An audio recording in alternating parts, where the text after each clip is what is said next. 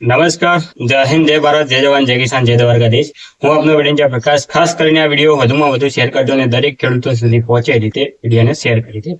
ખાસ કરીને વિડીયો પ્રકાશ નામની ચેનલને સબસ્ક્રાઇબ કરજો અને લાઈક અને ખાસ કરીને તમારી જે પણ રાય હોય કોમેન્ટમાં જણાવજો. આજે મારે ખાસ કરીને એક ધરતીપુત્ર વિશે વાત કરવી છે, ખેડૂતની વેદના વિશે વાત કરવી છે અને ખાસ કરીને અન્નદાતા વિશે વાત કરવી છે.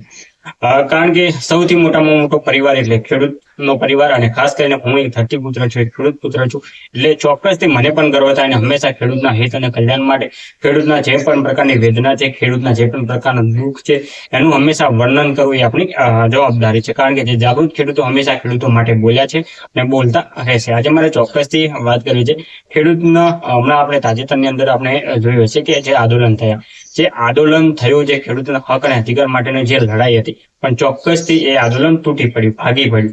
પણ ક્યારે આવી પરિસ્થિતિનું સર્જન ક્યારે થાય? તો ચોક્કસથી ખેડૂત જે પણ પ્રકારની પરિસ્થિતિની અંદરથી આવે છે, એક સામાન્ય પરિસ્થિતિની અંદરથી આપતા હોય છે. આમ તો જાણીએ છીએ આપણે કે ગરીબ વર્ગના ખેડૂતો ઘણા બધા હોય છે, મધ્યમ વર્ગ, અમીર વર્ગના, દરેક વર્ગની અંદરથી ખેડૂત આવતો હોય છે અને ખેડૂતને કોઈ પણ પ્રકારનો ભેદભાવ નથી હોતો, કોઈ નાત જાત નથી હોતો કે કોઈ ધર્મ કે જાતિ એવો કોઈ પક્ષપાત ખેડૂતને ક્યારે હોતો નથી. ખેડૂત હંમેશા દરેક સમાજની અંદરથી આવતો હોય છે, દરેક જાતિની અંદરથી આવતો હોય છે, ખેડૂત દરેક ધર્મની અંદરથી આવતો હોય છે અને ત્યારે જ હંમેશા ખેડૂત બનતો હોય છે. ખેડૂતના કોઈ પણ પ્રકારના ભેદભાવ રાખ્યા સિવાય જે પણ પ્રકારના આંદોલન હોય, કોઈ પણ પ્રકારની હકની લડાઈ હોય, કોઈ પણ પ્રકારના હક અને અધિકાર માટેની લડાઈ હોય, તો ચોક્કસ કોઈ પણ પ્રકારનો ભેદભાવ રાખ્યા સિવાય દરેક ખેડૂતો સાથે મળીને લડતા હોય છે.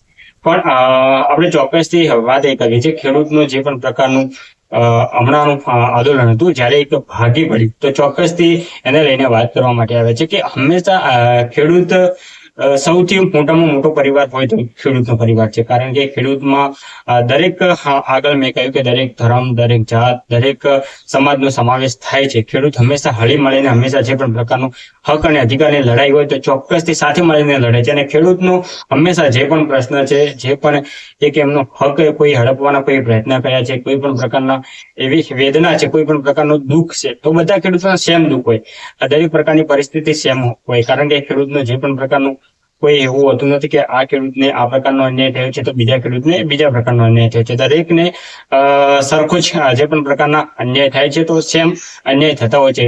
એ ભલે પછી ગમે તે સમાજમાંથી આવતો હોય, ગમે તે ધર્મમાંથી આવતો હોય કે ગમે તે નાત જાતમાંથી આવતો હોય, ખેડૂતો હંમેશા પોતાના હક અને અધિકાર માટેની વાત કરતા હોય તો ચોક્કસથી એક જ હક અને અધિકારની વાત કરતા હોય છે. દરેક ખેડૂતના મોઢે એક જ વાત હોય છે અને ઘણી વખત આપણે જોયું હશે કોઈ સમાજની લડાઈ હોય, કોઈ ધર્મની લડાઈ હોય તો બધાના મુદ્દા અલગ અલગ હોય, પણ ખેડૂતનો હંમેશા મુદ્દો એક જ રહ્યો છે.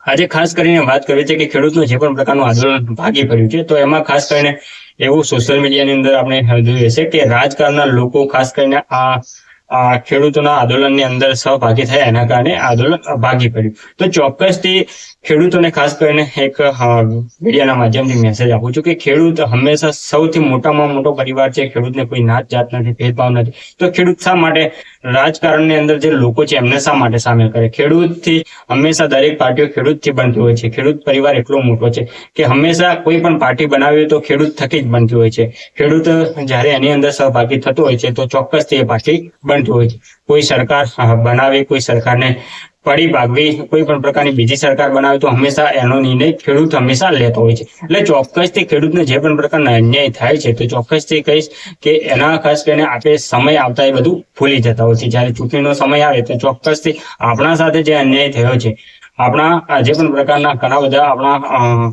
સરકારની અંદર યોજનાઓ ચાલે છે, જે પણ પ્રકારના એ યોજનાઓ આપણને ઘણા બધા ખેડૂતોને એક યોગ્ય પ્રમાણમાં મળતી નથી. કારણ કે ખેડૂત આજે જાગૃત નથી. ખેડૂત જે જાગૃત છે ચોક્કસથી લાભ લેતા હોય છે. તો સરકારની ઘણી બધી યોજનાઓ છે, પણ સરકારની જે ધારાધોરણ, જે પણ પ્રકારની નીતિઓ મૂકેલી છે તો ચોક્કસથી આના ભાગરૂપે આજે ખેડૂત જાગૃત નથી. કારણ કે સરકારને જે પણ પ્રકારની યોજનાઓ મૂકવામાં આવે છે તો એના ભાગરૂપે એવી નીતિઓ, એવા નિયમ પણ બનાવવામાં આવવા જોઈએ કે ખેડૂત એના થકી જાગૃત થતો હોય છે. ખેડૂત માટે ઘણા બધા તમે લાભોની વાતો કરતા હોય છે, ઘણા બધા તમારી જોડે સૂત્રો છે. ખેડૂત દરેક પરિસ્થિતિનો સામનો કરતો ખેડૂત છે, દરેક પરિસ્થિતિને ધ્યાનમાં લેતો ખેડૂત છે. ખેડૂત હંમેશા ક્યારેય કોઈ પણ પ્રકારનું હરામનું નથી ખાતો. ખેડૂત હંમેશા જે પણ પ્રકારનું છે એના પોતાના જમીનની અંદરથી જે પણ પ્રકારની મહેનત કરીને અથાગ મહેનત કર્યા પછી હંમેશા પોતાનું અન્નદાનું લેતો હોય છે. એટલે ખેડૂત હંમેશા બીજા પાસેથી લેવાની એટલે જે પણ પ્રકારની સરકારની યોજના હોય એક ખાસ એની અપેક્ષા વધારે નથી રાખતો, પણ સરકાર એના માટે જે પણ યોજના બનાવે છે એના અનુકૂળ પ્રમાણે ચોક્કસથી સરકારને પણ આભારી છે. પણ સરકારને સાથે એ પણ કહેવું છે કે હંમેશા ઘણા બધા ખેડૂતો જાગૃત છે, ચોક્કસથી લાભ લેતા હોય છે, પણ આજે ઘણા બધા ખેડૂતો એવા છે કે આ વિષય ઉપર એમને ખાસ ખબર જ નથી. એટલે જે પણ યોજના બનાવે છે, જે પણ નીતિ નિયમ જે મૂકવામાં આવે છે, તો ચોક્કસથી એને અનુસંધાનમાં ખેડૂતને એના ભાગરૂપે જાગૃત પણ કરવા જોઈએ, તો એના ચોક્કસથી એનો લાભ લેતા થાય. આજે એક ખાસ કરીને મારે બીજી વાત કરવી છે કે ખેડૂતો સાથે ઘણા પ્રકારના અન્યાય થતા હોય છે. ખેડૂતને ઘણા પ્રકારની દુઃખ છે, ઘણી પ્રકારની વેદનાઓ છે, હંમેશા એ પોતાના અંદર દબાવી રાખે છે, કોઈ પણ પ્રકારની એની રજૂઆત નથી થતી. આજે ચોક્કસથી આંદોલનની જ વાત આપણે સમજી લો તો આંદોલન ક્યારે થવાના આરે હતું, ક્યારે થયું, તો ચોક્કસથી આપણે કહીશું કે એની અંદર રાજનીતિના લોકો બોલ્યા, કહ્યું કે જે પણ પ્રકારનો તમારો અન્યાય થયો છે તો તમારા હક અને અધિકાર માટે તમે જાતે લડો અથવા અમારી સાથે રહીને તમે લડો. તો ચોક્કસથી એમને એવું લાગ્યું કે ચોક્કસ આપણે કોઈ પણ પ્રકારનો અન્યાય થયો છે, નકે ખેડૂતને જે પણ પ્રકારની તમારા થકી જે નીતિ નિયમ જે મૂકવામાં આવે છે તો ખેડૂત તો પોતે જીલવી જ લે છે, એ સ્વીકારી જ લે છે. પણ જ્યારે જાગૃત ખેડૂતો હોય છે ત્યારે એમને ચોક્કસથી જાગૃત કરે છે કે સામાન્ય ખેડૂત હોય અથવા કોઈ રાજનીતિના લોકો છે ત્યારે એમને જાગૃત કરતા હોય છે કે આ તમારો હક છે, તમારો અધિકાર છે. ખેડૂતને એ પોતે પણ ખબર નથી. એટલે ખેડૂત એવા પરિસ્થિતિની અંદરથી આવે છે, ગરીબ વર્ગ કહીએ, મધ્યમ વર્ગ કહીએ કે અમીર વર્ગ કહીએ, પણ સૌથી વધારે ગરીબ વર્ગની અંદરથી ખેડૂતો ખાસ રહેલા છે. આપણે ચોક્કસથી વાત કરીએ છે કે જે પણ પ્રકારના ઘણા બધા આપણે એવું જોઈએ છે કે ખાસ કરીને KCC લોન હોય કે પાક ધિરાણ હોય તો ખેડૂતોને તમે કોઈ દિવસ એવું સાંભળ્યું કે ખેડૂત કોઈ પણ પ્રકારનું KCC પાક ધિરાણ લઈને વિદેશમાં ભાગી ગયો?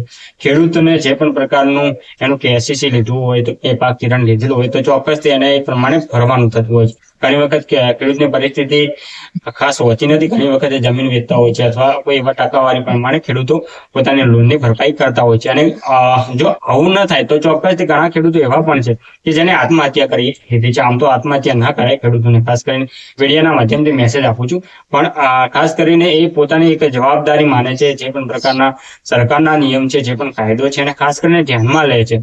જે લોકો કાયદો વ્યવસ્થા નિયમ કોઈ પણ પ્રકારના જે ધજાગરા ઉડાડે છે, તમે જોયું હશે કે એવા ઘણા ઉદ્યોગપતિ છે કે જે વિદેશમાં ભાગી જાય છે, જે વિદેશમાં જતા રહે છે, કે બધા ખાસ કરીને કાયદાના જે નિયમના ધજાગરા કરી દે છે. પણ ખેડૂતને ક્યારે તમે સાંભળ્યું કે આ KCC કે આ પાક ધિરાણ લઈને વિદેશમાં ભાગી ગયો? તો ચોક્કસ ખેડૂત દરેક પરિસ્થિતિનો સામનો કરનાર ખેડૂત છે. અને જો કોઈ પણ પ્રકારની એની જવાબદારી એના ભાગરૂપે પૂર્ણ ન થતી હોય તો ચોક્કસથી આવું એક કાર્ય કરતા હોય છે. પણ ખેડૂતોને ખાસ કરીને આવું કાર્ય ન કરવું જોઈએ.